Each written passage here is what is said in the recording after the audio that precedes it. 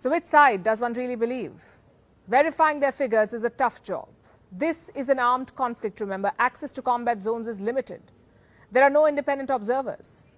So we don't know how much of the information is being filtered, modified, blocked, or concocted. Multiple storylines, multiple narratives and counter-narratives are doing the rounds.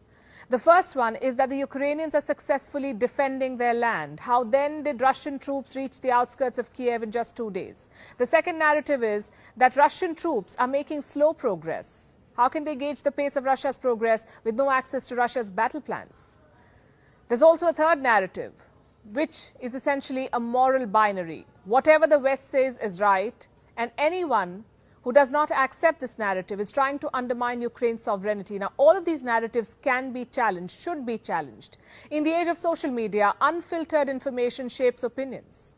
What's worse, social media is not a level playing field. It is controlled by the West. I'm talking about tech giants like Twitter, Facebook, YouTube, Google and Apple. These companies, these private companies, have openly aligned themselves with the West. They're pushing the Western narrative and restricting Russia's side of the story. And this is problematic. I will tell you why. First of all, let's tell you what they've done. They've sanctioned Russia digitally. Remember, no government sanction forced tech companies to cut ties with Russia. There was no legal or regulatory obligation.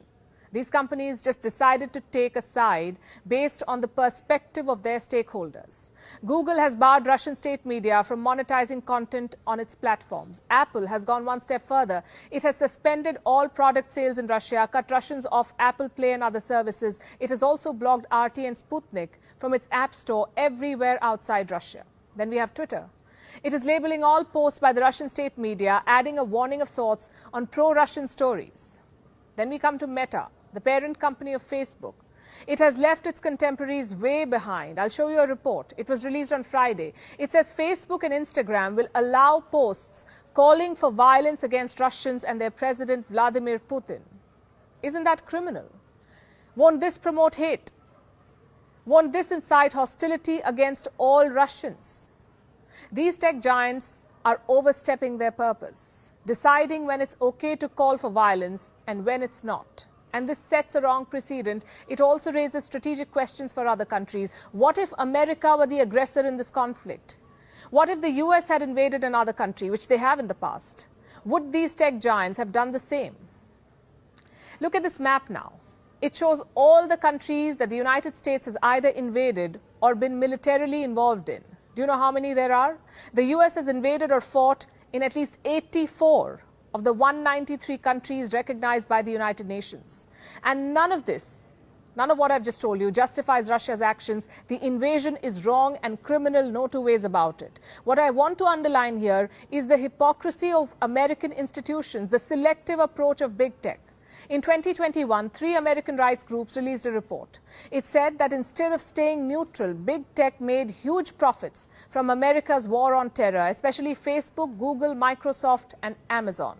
They were awarded $44.5 billion in contracts, $44.5 billion, from the Pentagon and the US Department of Homeland Security.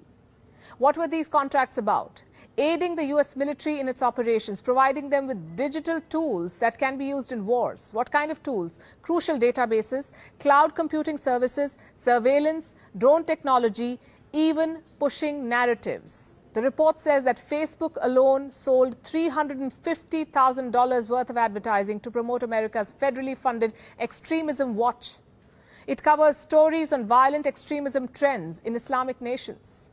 Facebook helped this government-owned platform promote these stories.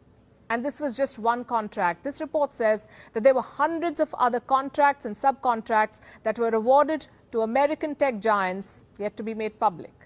Just to be clear, we're talking about platforms that have a direct line to the hearts and minds of billions of people the world over. 2.7 billion people use Facebook daily. 206 million people use Twitter daily. YouTube has 122 million daily active users. Imagine the kind of reach and potential big tech has in manipulating global opinion about America's actions, in controlling conversations about a conflict America is involved in. Things get murkier when you look at who's running these platforms. A report by another U.S. rights group says that hundreds of former U.S. government officials are currently serving in key positions at big tech companies. This includes officials from the Department of Defense, the Department of Homeland Security and Justice, the National Security Agency, and the Federal Bureau of Investigation. This is Jared Cohen.